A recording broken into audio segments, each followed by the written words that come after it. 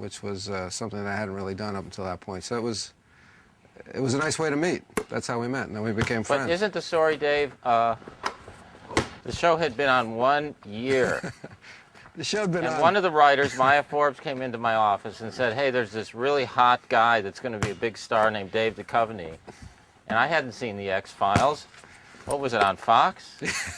So anyway, I just hadn't seen it. So I'm there, and I'd gotten all the tapes for the Sanders Show. This was before we had the technology to do otherwise, and I was working up in Vancouver in Canada, and they used to send me the tapes, and I'd watch them every week or however many they did.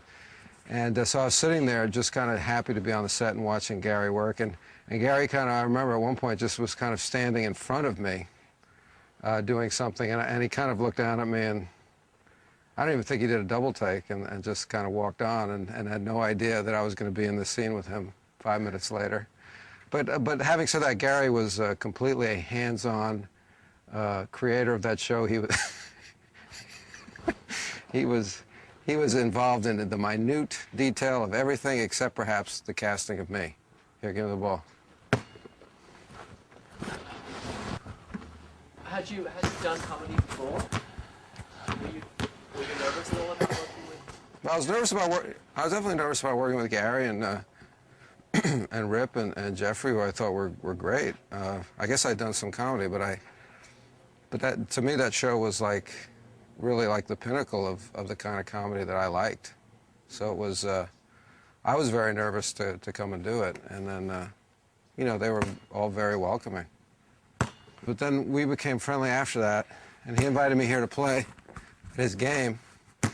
And I forget how it came about, but I think I said at one point, it would be funny if I, David Duchovny, had a crush on you, Garry Shandling, but I wasn't gay.